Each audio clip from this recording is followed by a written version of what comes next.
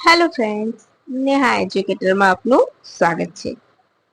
આજે હું તમારા માટે લઈને આવી છું 19 માર્ચ 2025ના મહત્વના કરંટ અફેર, જે તમારી આવનારી પરીક્ષામાં તમને ખૂબ ઉપયોગી થશે.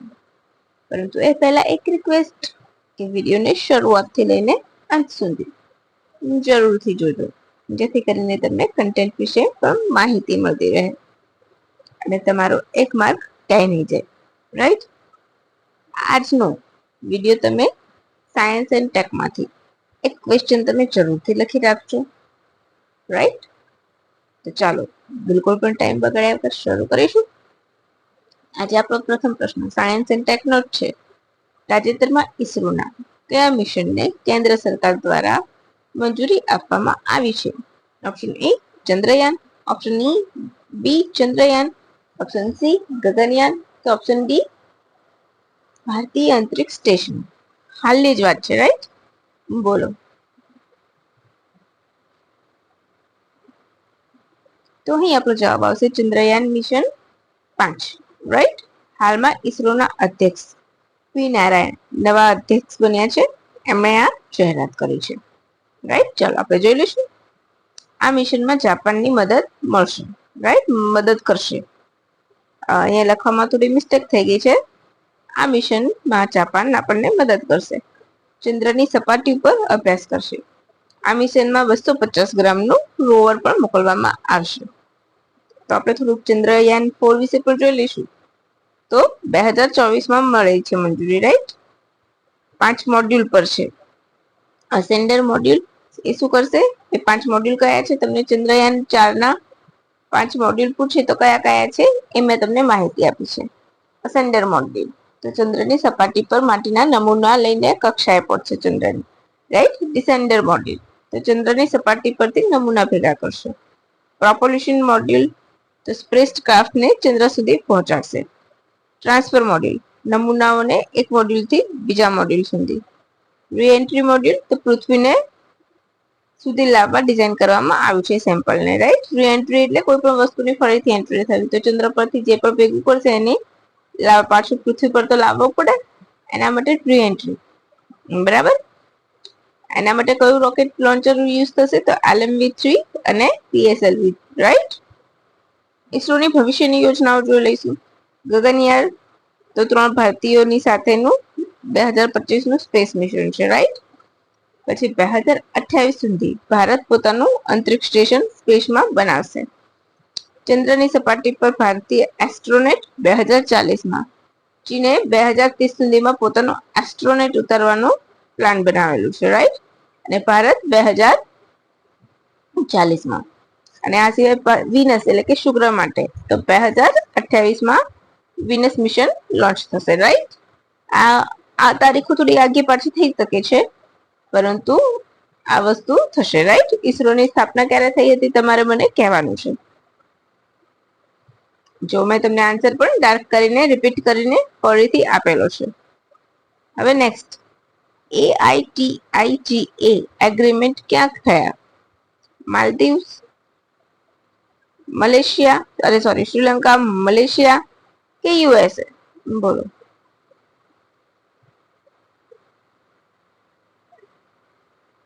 આપણું જે વિદેશ નીતિ છે, જીઓ પોલિટિક્સ, એમાં આ ક્વેશ્ચન તમે મૂકી શકો છો ફ્રેન્ડ્સ. આમાંથી જો ક્વેશ્ચન આવશે ને તો તમે હેરાન થઈ જશો. અને મારા પ્રીવિયસમાં પણ મેં ઘણું બધું તમને જે આપણા વિદેશો સાથેના સંબંધો છે ને, જે એગ્રીમેન્ટ સાઇન કર્યા છે, એ જીપીએસસી નું ફેવરિટ ટોપિક છે. એ પૂછે જ છે. તો તમે આ લખી રાખજો. તો ASEAN India trade in goods agreement બરાબર પૂરું નામ છે. કોની સાથે સાઇન કર્યા છે? Malaysia. Asia truly Malaysia. Right? આસિયાનનું અધ્યક્ષતા કોણ કરી રહ્યું છે આ વર્ષે? મલેશિયા. સ્થાપના ક્યારે થઈ હતી એની? 8 ઓગસ્ટ 1967માં. કોની? તો આસિયાનની. રાઈટ? સભ્ય દેશ Indonesia, Malaysia, Singapore, Thailand, Vietnam, Laos, Cambodia, Philippines, Brunei અને મ્યાનમાર. યાદ રાખજો. આ મહત્વનો પ્રશ્ન છે. આસિયાનમાં નીચે તમને જીપીએસસી પૂછી લે કે કયો સભ્ય દેશ નથી, તો તમને સભ્ય દેશ યાદ હોવા જોઈએ. Malaysia, Singapore, Thailand. Vietnam, Laos, Cambodia, Philippines, Brunei અને મ્યાનમાર. કયો દેશ રહી ગયો છે એ તમારે મને કોમેન્ટ કરવાનું છે. અચ્છા, તમને ખબર છે આસિયાન નો મોટો પણ છે, તે સૂત્ર છે one vision, one identity, one community, right. પછી દેશનો પ્રથમ પીપીપી એટલે public private partnership green waste processing plant ક્યાં બન્યો છે? Option A Indore, option B Bhopal, option C Gujarat, option D Nagpur. ખાસ કરીને જ્યારે ગ્રીન પ્લાન્ટ હોય તો એ વાતાવરણ શુદ્ધ કરશે. એર ક્વોલિટી ઇન્ડેક્સ AQI, જેમાં દિલ્હી પ્રદૂષિત રાજધાની શહેર છે, રાઈટ, સૌથી, અને બન્ની ઘાટ એ સૌથી પ્રદૂષિત શહેર છે, બરાબર છે, એ તમે નોટ કરી લેજો. આપણા ભારતના લગભગ 13 શહેરો 20 ટોપમાં સમાવેશ થાય છે. અને ભારત તેમાં કયા નંબરે છે? 5મા ક્રમે છે, બરાબર. તો અહીંયા આપણો જવાબ આવશે ઓપ્શન એ ઇન્દોર, રાઈટ. ચાલો, આમાં તમારે વધારે પીએચડી કરવાની જરૂર નથી, કેવી રીતના બને છે અને કેમ નહીં, બરાબર, આટલું ઇનફ છે. હોલમાર્ક પ્રાઇઝ 2025 માટે કોને વિજેતા જાહેર કરવામાં આવ્યા? બહુ જ ઇમ્પોર્ટન્ટ મસ્ત મજાનો ક્વેશ્ચન. પ્રાઇઝ ને જે બધું વ્યક્તિ ને બધું પૂછાય છે એમાં ક્વેશ્ચન તમે આવરી લેશો.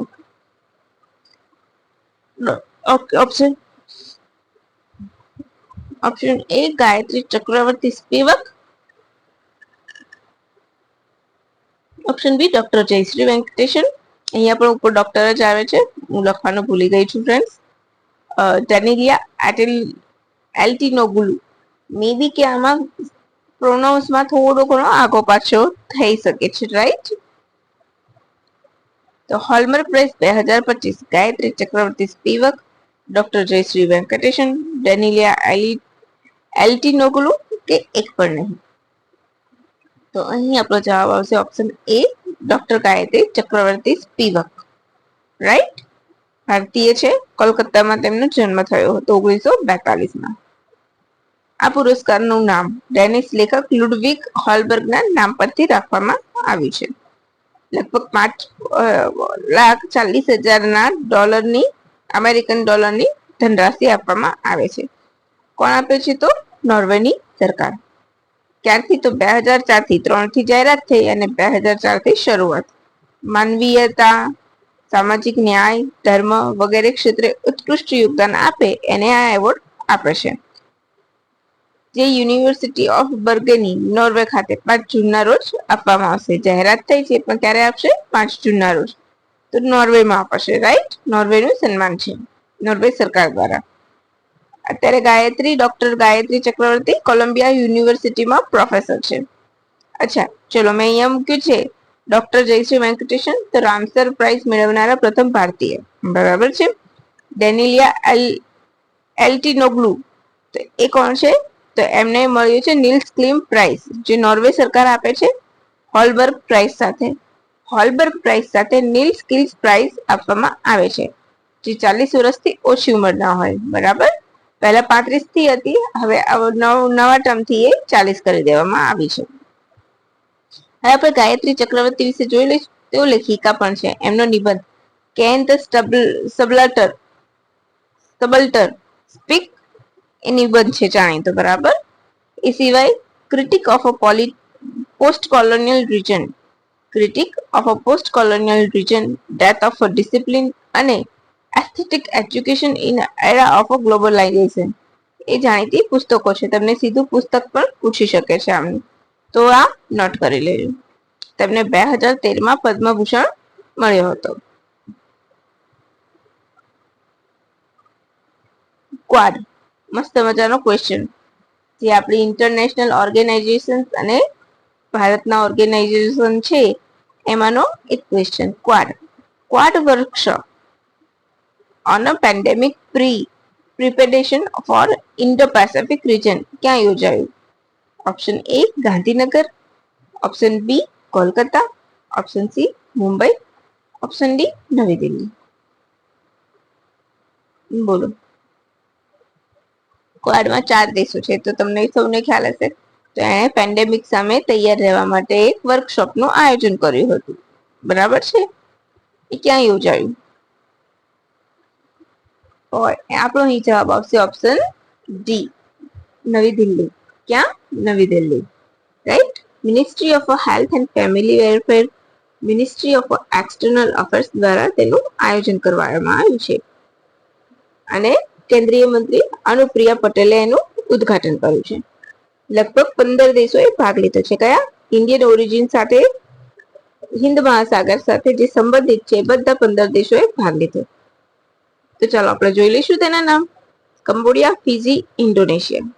રિપીટ કરું છું. Cambodia, Fiji, Indonesia. Kenya, Kiribati, Madagascar. Kenya, Kiribati, માડાગાસ્કર.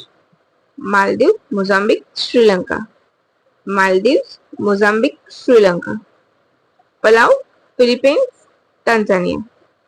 પલાવ, Philippines, Tanzania. Tonga, Thailand, Tuvalu. બરાબર. ટોંગા, થાઈલેન્ડ અને તુવાલુ એ બધાએ ભાગ લીધો હતો. રાઈટ.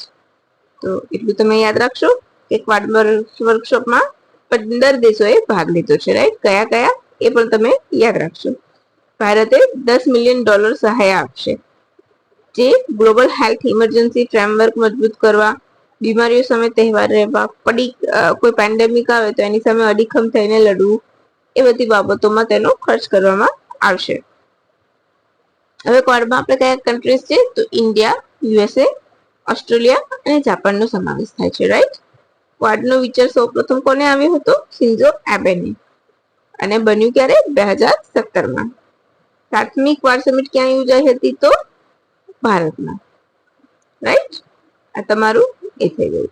હવે સમ ઇમ્પોર્ટન્ટ પોઈન્ટ્સમાં જોઈ લઈશું. કબડ્ડી 2025 નો વિશ્વ કપ ઇંગ્લેન્ડથી શરૂ થયો. ભારતીય પુરુષની ટીમે ઇટલી સામે મેદાનમાં ઉતરી. આઈસીજીએસ સક્ષમ. રાઈટ. ક્યાં ગયું છે આઈસીજીએસ સક્ષમ? તો મેડાગાસ્કરના એન્ટસિરેના પોર્ટ પર ગયું. આ એક ઓફસેટ પેટ્રોલ વેહિકલ છે. ઘણી વખત તમને પૂછી લે છે સીધું કે આઈસીજીએસ સક્ષમ શું છે? રાઈટ. ફ્રિગેટ છે કે પેટ્રોલ વેહિકલ છે? તો આ વન લાઇનરમાં તમને કામમાં આવશે. એ શું કરે છે? તો ત્યાં 10 એનસીસી ની કેડેટ અને 10 આસામ રાઇફલ્સના યુવા છે. એ પુનિત સાગર અભિયાનમાં સમુદ્રની સફાઈ માટે મદદ કરશે અને જાગૃતતા ફેલાવશે. સાગર વિશે પણ ત્યાં ચર્ચા કરવામાં આવી છે. રાઈટ. આંતરરાષ્ટ્રીય ઓલિમ્પિક સંઘ 2028 લોસ એન્જલિસ ઓલિમ્પિકમાં બોક્સિંગને સામેલ કર્યું. બરાબર છે. હવે નેક્સ્ટ, નાણામંત્રી નિર્મલા સીતારામન દ્વારા પીએમ ઇન્ટર્નશિપ યોજના હેઠળ મોબાઈલ એપ લોન્ચ કરી છે. બરાબર. કોણે લોન્ચ કરી છે પીએમ ઇન્ટર્નશિપ હેઠળ મોબાઈલ એપ? તો નિર્મલા સીતારામન. જે સરળ નેવિગેશન, આધાર ફેસ ઓથેન્ટિકેશન જેવી સુવિધાઓ આપે છે અને રિયલ ટાઈમ અપડેટની પણ સુવિધા આપશે. આના માટેની જાહેરાત ક્યારે કરાઈ હતી? તો 2024 અને 25 ના બજેટમાં જાહેરાત કરાઈ હતી. અને ઓક્ટોબર 2024માં તે પાયલટ પ્રોજેક્ટ તરીકે શરૂ પણ થયું હતું. બરાબર છે. અને આ પ્રોજેક્ટનો હેતુ શું છે? તો 5 વર્ષમાં 1 કરોડ યુવાનોને 500 કંપનીમાં ઇન્ટર્નશિપ આપવાનો ચાન્સ આપવો. રાઈટ. આ એનો મુખ્ય હેતુ છે ફ્રેન્ડ્સ. તો મજા આવી ગઈ ને ફ્રેન્ડ્સ? મજા આવી હોય મારો વિડીયો જોઈને તો લાઈક, શેર, સબસ્ક્રાઇબ જરૂરથી કરજો.